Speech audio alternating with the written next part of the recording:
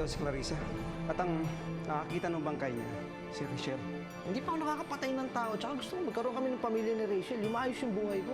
Kasi pa, may kontrata nga pala ako sa kanila at kailangan ko pagmayaran yung utang ko. Kung ganun, hawak ka na ni Mayor. Kayo may pakana nung nangyari kay Clarissa?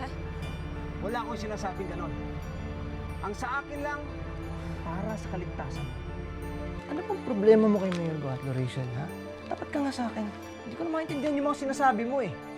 Mrs. may order na sa amin para may pasarado na itong bahay nyo. Pinagbantaan ako nung mga tauhan ni Mayor na matatapatan daw nila ng pera. Ang sarili ko. Hayop na talaga yung mayor na yan, eh. Papabayaran niya itong ginawa niya.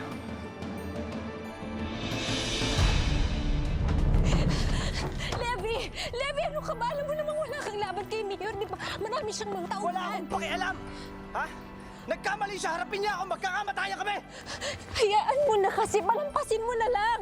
Hindi ko na nga pinatulan, di ba? Wala namang nangyari. Dapat lang! Ha? Paano yung paliligaw niya sa'yo? Akala mo palalagpasin ko yun? Sigurado ako, chinachance nga, hinahalikan, no? Kaya... Tato talaga yung mayor na yan! Walang nangyari sa amin. Walang nangyari dahil ayoko. Ayoko dahil nandidiri ako sa kanya. Levi, please naman, no. Levi, please, huwag mo nang ituloy yung balak mo. Kamali siya. Kailangan niya malaman yung pagkakamali niya. Hindi porkit mayor siya, pwede niya maging kapit kahit na sino. Binastos ka niya at yun pagkakamali niya.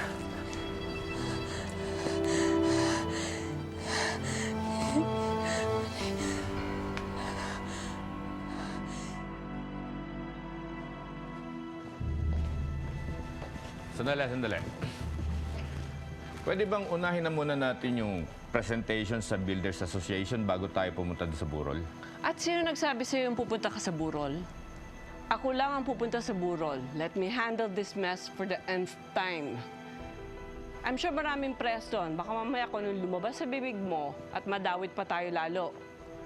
Pumunta ka na lang doon sa presentasyon. Susunod ako. Let's go.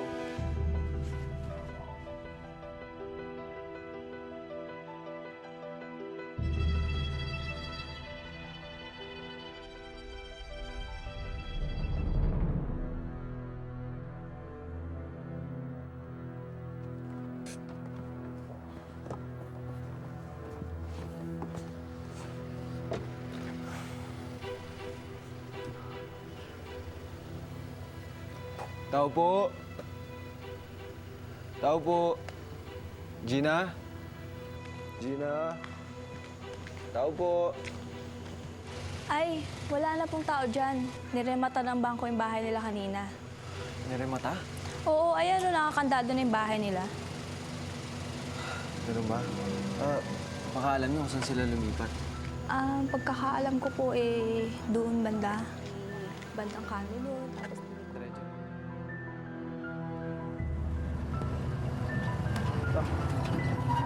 Dali lang pare, ah. Oh, Levi! Buksan mo nga! Bakit? Asan si Mayor? Wala dito. Aalis lang. Bakit ka makakato kayo parang nagamon ka ng away? Yung bastos mo, mayor ang aamunin ko. Teka! Oh!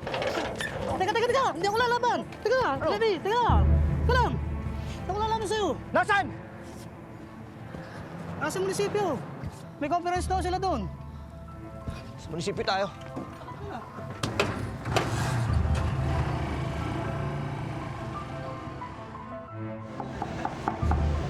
Sino yan?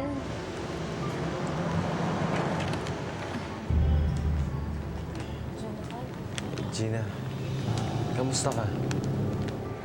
anong ginagawa mo dito? Paano mo nalaman na dito kami lumipat? Galing ako rin sa dati niyong bahay. Sabi ng mga tao doon na narimata na daw yung bahay niyo. Kaya lumipat kayo rito. Dito na lang, malapit lang, kaya pumunta na ako rito.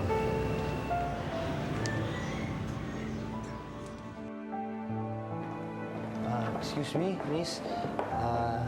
Nandiyan na ba si attorney? Ay, nasa meeting po siya, pero parating na po yun. Sige, salamat ah. Okay. Magandang gabi po, attorney. Good evening.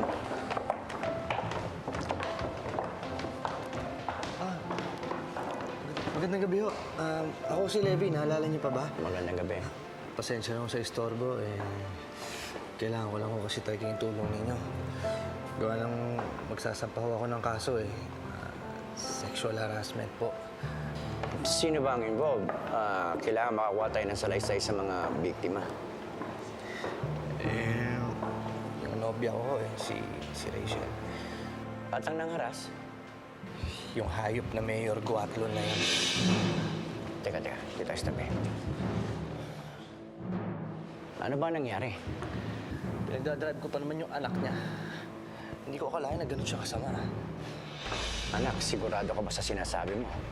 Sigurado ho ako. Kasi alam mo, marami ng kasong sinampalaban sa kanya. Same case din. Pero mahina ang ebidensya. Kaya pagdating sa korte, hindi natuloy ang demanda. Ang pinakahuling nakausap ko, lagayan din ang reklamo, patay na. Si Clarissa. Pero nabanggit niya, meron daw ginawang sex video si Mayor sa kanya.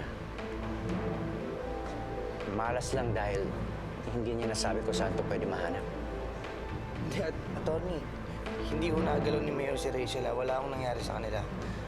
Iyo, hindi yun ang sinasabi ko. Ang sa akin lang, ang kailangan mo, ebidensya. Bukod sa salaysay ng girlfriend mo, meron ka bang mahanap na iba? Hindi ba nagkatrabaho ka kay Mayor? Kung makakapasok ka sa opisina niya, maghanap ka ng ebidensya na pwede natin gamitin laban sa kanya.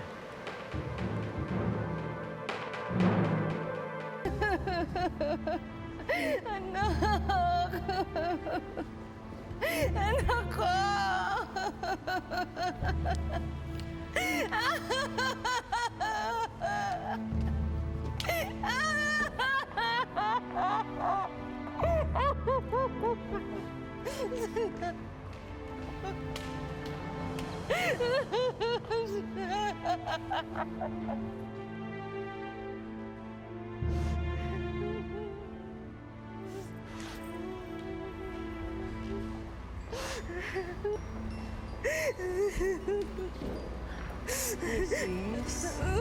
Sis. Mula po sa aming pamilya, taos puso kami nakikiramay sa inyo. Maraming salamat po.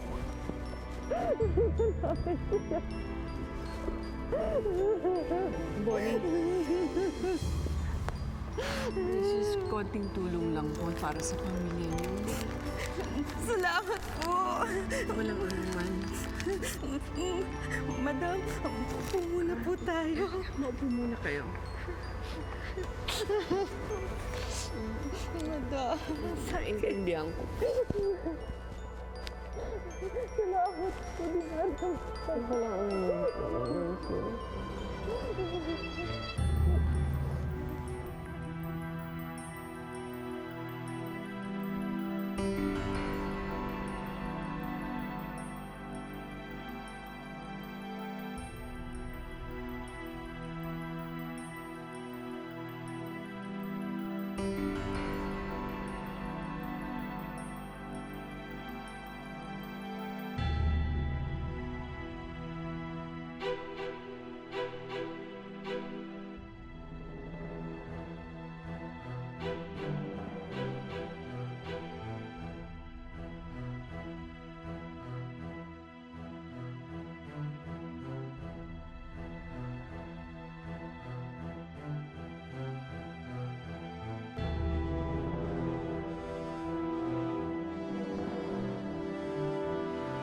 Magandang gabi po, Mrs. Attorney, Nakikiramay po ako. salamat po, Attorney. Gumagawa po kami ng separate investigation na yan. Alam namin na hindi nagpakamatay ang anak ninyo. Pinapatay po siya. At aalamin namin kung sino may pakananan. Tama ba narinig ko, Ricardo? Hindi suicide ang pagkamatay ni Clarissa? Do go ahead with your investigation. Kailangan mabigyan ng hustisya yang si Clarissa. At bukas ang pinto ni Mayor kung kailangan yun ng tulong. Kailangan madakip at makulong kung sino man ang may sala niya. Madam, Maraming salamat po. Ang bait-bait niyo po talaga. Maraming salamat. Wala ka naman, Mrs. Trabaho yung hindi. Ang bait-bait niyo. Wala po yung Mrs. Salamat po.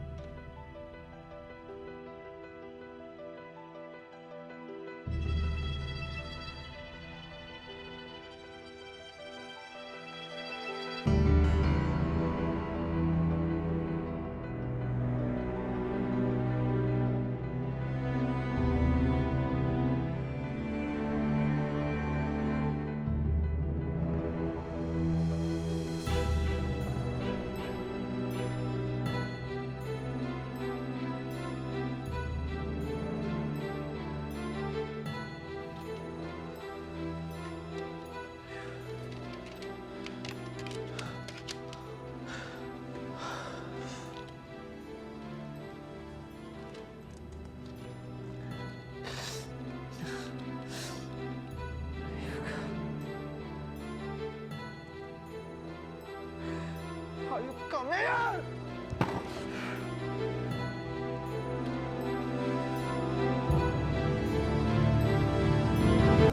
Kumain ka naman ng tsokolate. Halos ako nung kumakain ito. Naubos ko na, oh. Pinapataba mo yata ako, eh. Alam mo, binili ko talaga yung tsokolate para sa'yo. Kasi lagi ka nalang malungkot eh. Di ba, sabi nila tsokolate raw mabisa na pampasaya. Saka, di ba, diabetic ako, tataas blood sugar ko. Bawal sa akin yan. Ay, oo nga pala. May sakit ka nga pala, no? Pero alam mo, in fairness, kahit na hindi ka masyadong kumakain ng matatamis, para ka nang walang problema. Lagi ka kasi masaya, eh. Lita! Awa, Lita!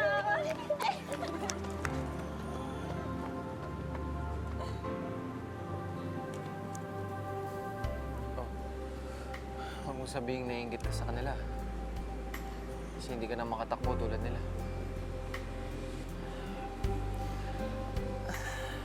Alam mo, okay lang yun. Alam mo, isipin mo na lang ako. Di ba may sakit din ako.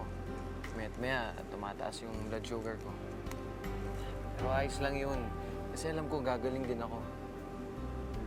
Tulad mo. Konting pahinga. Tuloy-tuloy na gamutan. Sigurado gagaling ka rin. Magagawa mo rin lahat ng ginagawa mo tulad ng dati. Sangiti naman dyan. Ikaw naman. Alam mo, sige ka. Makapakla yung lasa ng tsokolate. Susunod, mangga, saka bagoong na lang yung ipapasalubong ko sa'yo. Asim ka naman eh. Tingnan mo mukha mo, asim mo. Gusto mo ba yan? Kahit naman kasi maaso, tumatamis. Basta galing sa'yo. Siguro kasi. Mrs., kailangan po namin ng kooperasyon ninyo para maimbestigahan muli ang kaso ng anak niyo. Hindi po siya nag-suicide. At Kung magkaganon, posible may kinalaman si Mayor dito. Masasampahan po natin ang kaso. Yun po ang gusto ng anak ninyo. Attorney, gusto na ho namin mamuhay ng maayos. Yung walang kaaway or hinahabol na tao. Kung totoo mang may nagpapatay sa anak ko, Diyos na lang po ang bahala sa kanila. Attorney, ayaw na ho namin ma-involve pa dyan. Konting tanong lang po ang kailangan sagutin niyo sa amin. Bigyan niyo ako maski kalahating araw lang po para ma-interview ko ang pamilya niyo at mga kaibigan ni Clarissa. Attorney, tama na. Pati ni anak ko eh. Wala na siya. Patahimikin naman natin ang anak ko. Nirespeto ko po ang desisyon niyo, Mrs.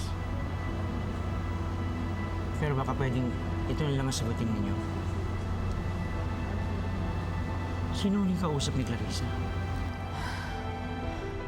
Attorney, hindi ko nga alam.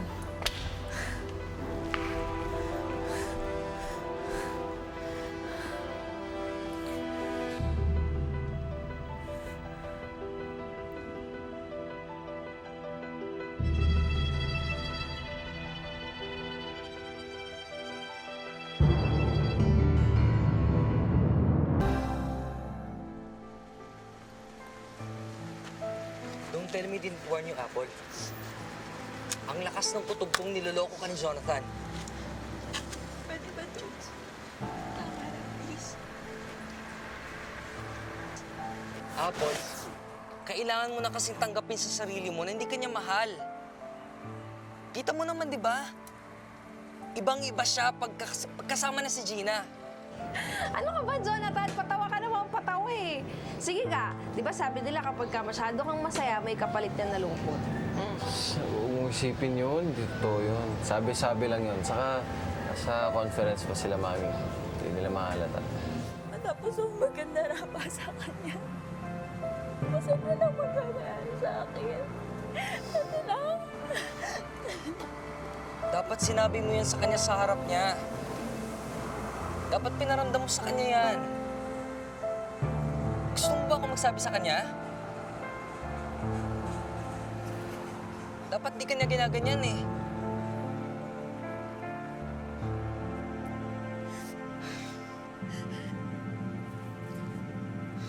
Ana, nandito naman ako eh. Apple, alam ko minsan nakukulitan ka na sa akin. Di mo napapansin yung feelings ko sa'yo. Pag-aantay naman ako eh.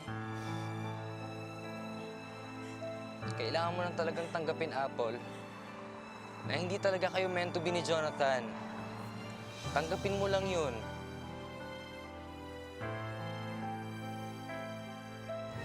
O, Jonathan, anong nagawa mo rito? Magandang gabi po. Dinadala ko lang ho si Gina. Nara mo rin ano, natutulog yung lugar namin. Kaya mo na, alam ba ni Mayor na nandito ka? Nakita mo nagkakagulo pa? Ha? Alam ba niya? Oh. Siguro, tutuloy na ako. Maraming salamat Gabi na nga at si Gina gusto na rin magpahinga. Nakita mo may sakit eh. Sige ho. Maraming salamat ho. Gina, alis na ako. Mami, dating ko rito yung mga... Gina, ikaw naman. Kumasa sa loob.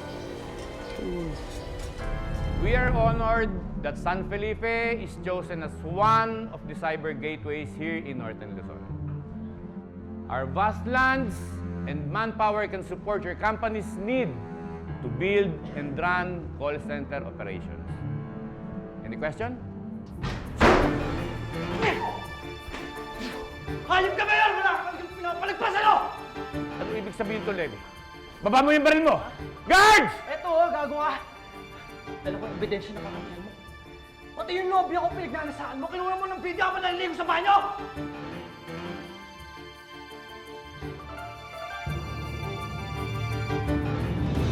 Wala akong alam dyan sa mga pinagsasabi mo. Hindi ako may-ari ng DVD na yan! Wala kang alam, ha? nakita ko mismo sa loob ng opisina mo! Ha? Ano? Tingnan natin ang tapang mo ngayon. Baba mo yan! Subukan, Falcon! Baba mo yan! Ipuputo ko na sa Diyos-Diyosan mo! Ha? Magtutos kami sa empleyado! Sige! Sige! Pagkuligahan yan!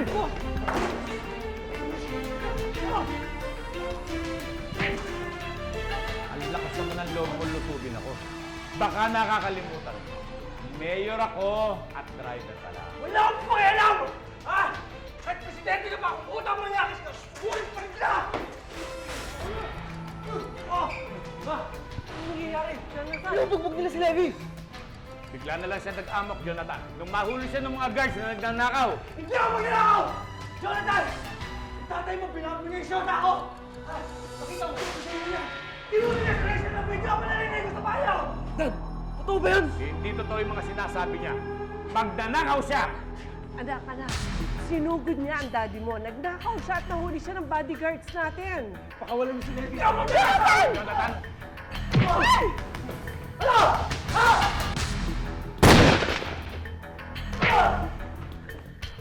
Habulin niyo! Habulin niyo yung tarantado yan! Sige!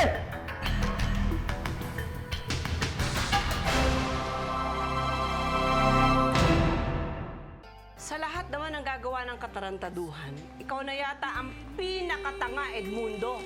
Hindi pa tayo natatapos dyan sa kaso mo kay Clarissa, may bago na naman nabuksan at may 2 tao pang nakakaalam nito. Halugugin niyo ang buong San Felipe! Pag nakita niyo yung dalawa, patayin niyo yung lalaki. Yung babae dalhin niyo dito.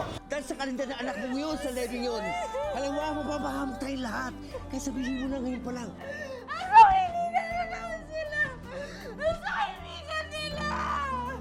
Maaasahan ba yan? Baka mamaya iligaw lang tayo niya. Pag nakita mo ang mukha nitong informer na to, masasabi mo ito na nga. Yan ang pipili